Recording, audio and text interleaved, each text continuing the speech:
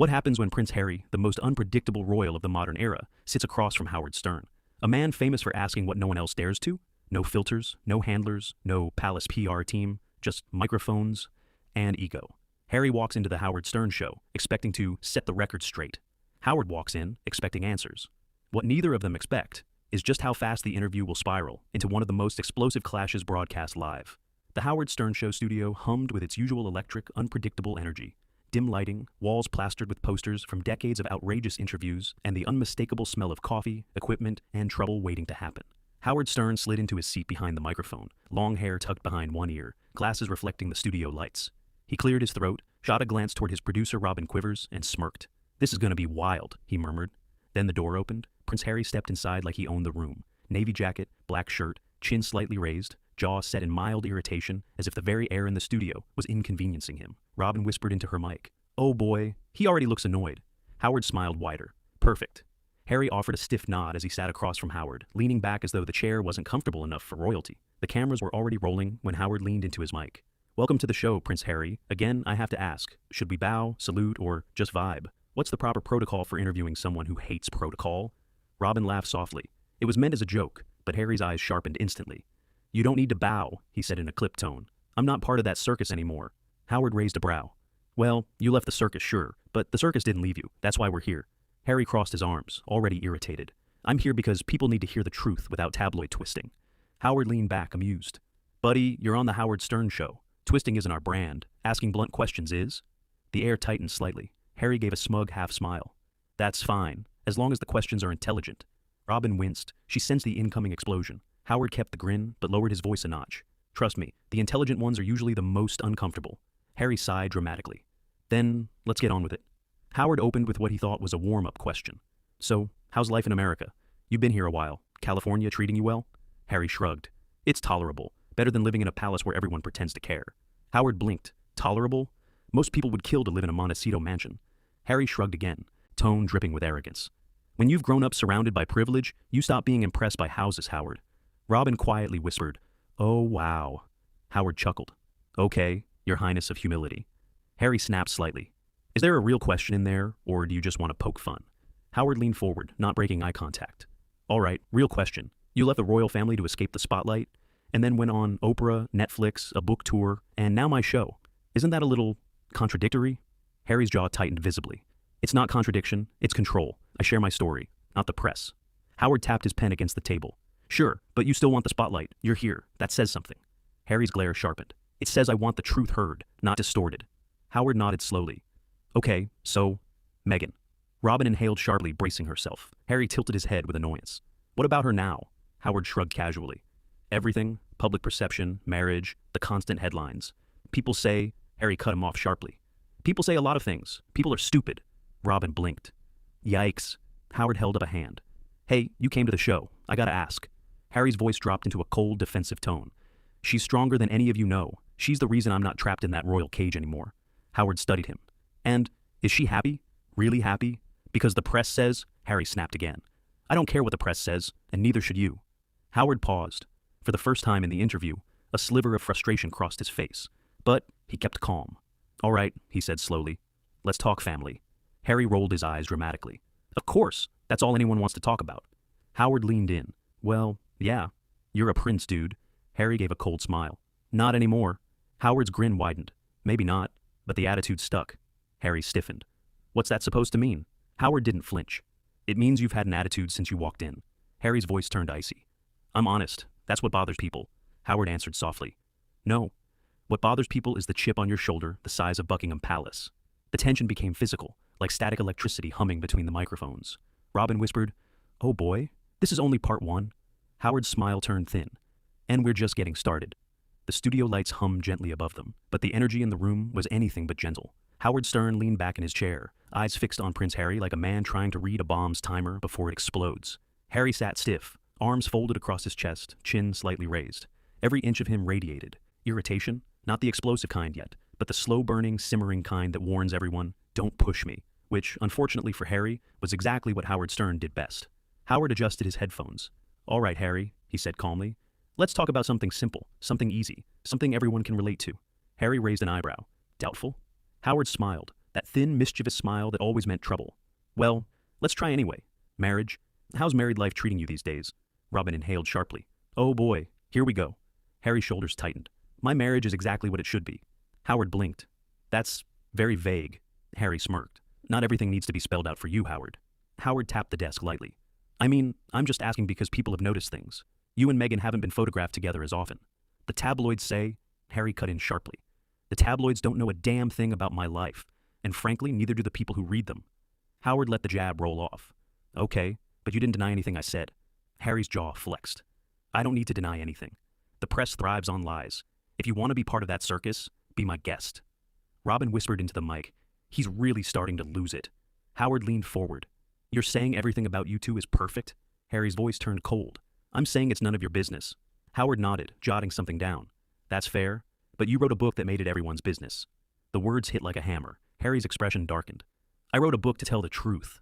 Howard shrugged. Sure, but when you talk that much, people naturally have questions. And you're here, on my show, which means you knew those questions would come. Harry scoffed. I came because I thought maybe you'd have substance. Howard raised an eyebrow. Buddy, I've been doing this since before you were born. And maybe it's time to retire, Harry snapped.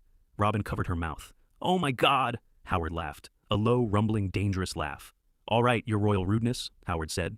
Let's try something else. Let's talk about your family. Harry exhaled dramatically, rolling his eyes. Of course, because that's all anyone thinks I am, a gateway to gossip. Howard didn't blink. Well, you gave them a lot to gossip about. You talked about William's temper, Kate making Meghan cry, your father being distant. Harry cut him off sharply. I told my truth. If people can't handle honesty, that's their problem. Howard nodded, still calm. It's not the honesty people question, Harry. It's the tone. Harry's smirk returned, cold and condescending. My tone bothers people because it's confident. They expect me to be quiet, small, humble, and I refuse. Howard leaned in. You've confused confidence with arrogance. Harry's eyes flashed. And you've confused interviewing with poking a bear. Robin whispered, oh boy, this is going downhill fast. Howard pressed forward anyway. All right, let's talk, Diana. Harry's voice exploded before Howard even finished. Don't! The studio froze. Harry continued, voice shaking with anger, but not loud, just controlled, icy, dangerous. Do not sit here and drag my mother into this for ratings. Howard didn't back down. I wasn't dragging her. I was asking how you think she'd see the man you've become. Harry's nostrils flared. You don't get to ask me that. Howard folded his arms. And you don't get to dictate what I ask on my show. Harry leaned forward, face tense. You're crossing a line. Howard leaned in too, refusing to break eye contact. Lines get crossed when walls go up. Your walls are sky high, Harry. Harry scoffed. No, my boundaries are sky high. Howard corrected him quietly. There's a difference, Robin whispered. This is getting scary. Harry ran a hand through his hair, agitated. You know what? This is exactly what I expected. Another American host pretending they understand my life better than I do. Howard tilted his head. I don't pretend to understand your life. I'm trying to understand you, but you're making it damn near impossible. Harry's lips curled in a cold, dismissive smile. Maybe I'm not here to be understood.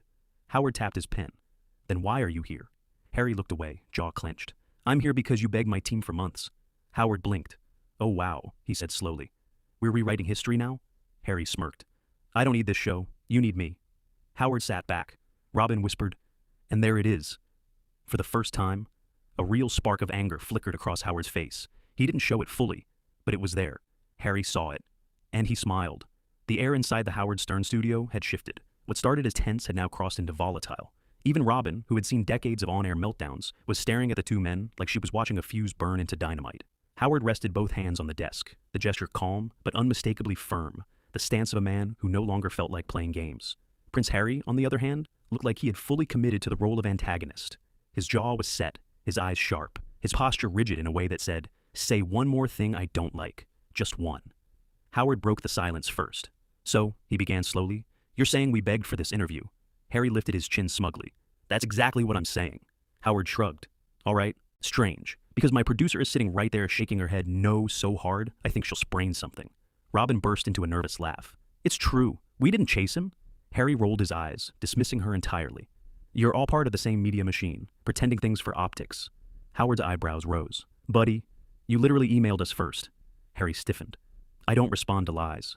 Howard let out a breath, rubbing the bridge of his nose. This is exhausting, man. Harry sat back, crossing his arms with a triumphant smirk. That's what happens when people finally get challenged, Howard. Most of you aren't used to being confronted. Robin gave Howard a sideways glance. He didn't just say that, did he?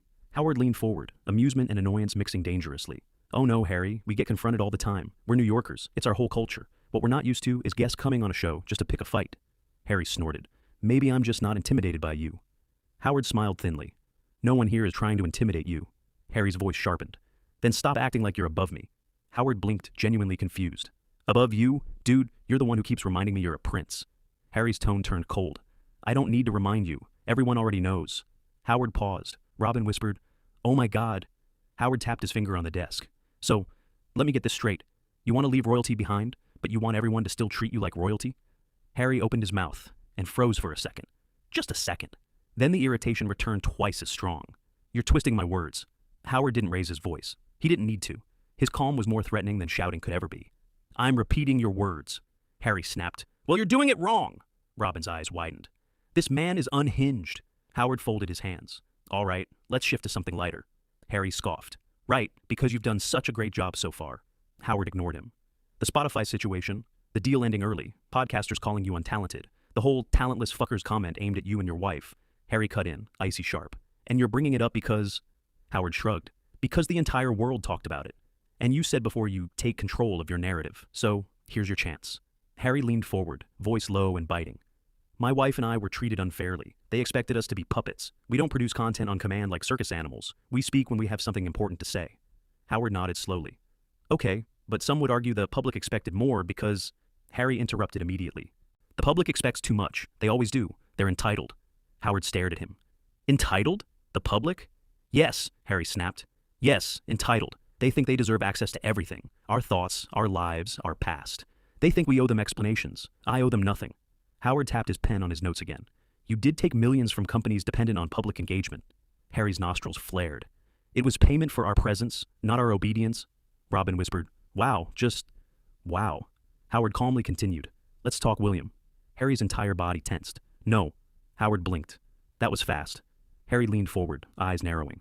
I said no. Howard tilted his head. Harry, you wrote an entire chapter about him breaking a dog bowl over your head. Harry snapped. And I regret sharing that. People like you twist it, use it to paint him as perfect and me as the villain. Howard frowned. I literally read it from your own book. Harry slammed his palm on his knee. That doesn't mean you understand it. Context matters. Howard sighed deeply. Okay, let's talk Catherine then. Harry exploded. Absolutely not. Leave her out of this. Howard blinked slowly. You're making this very difficult. Harry sneered. That's not my problem. Howard inhaled sharply through his nose, the first real sign that patience was no longer part of the equation. Robin gently said, Howard. But Howard waved her off and leaned in. Harry, why did you even come here? The prince smirked, cold, arrogant, unapologetic. Because I can. Howard stared at him. Harry continued. Because you all need me. Because without guests like me, you're irrelevant. Silence. Robin covered her mouth. Howard Stern sat absolutely still, but his eyes had changed. They weren't amused anymore. They weren't patient. They weren't curious. They were done. And Harry, oblivious or uncaring, sat there with the proud, smug confidence of someone who had just lit a match and dropped it on a pile of gasoline. The studio had gone silent. Heavy, dense, electric silence. Howard Stern sat perfectly still, his hands folded, his eyes locked on Prince Harry with the cold focus of a man who had reached the limit of what he was willing to tolerate. Harry, meanwhile, lounged back in his chair with a smugness that seemed almost rehearsed. He mistook the silence for victory. Robin, sensing the eruption coming, muttered under her breath. Oh, this is bad. Howard cleared his throat. It wasn't loud. It wasn't dramatic. It was controlled, and that made it all the more dangerous. Harry, he began slowly, I've interviewed people who have survived war. I've interviewed people who've lost their entire families.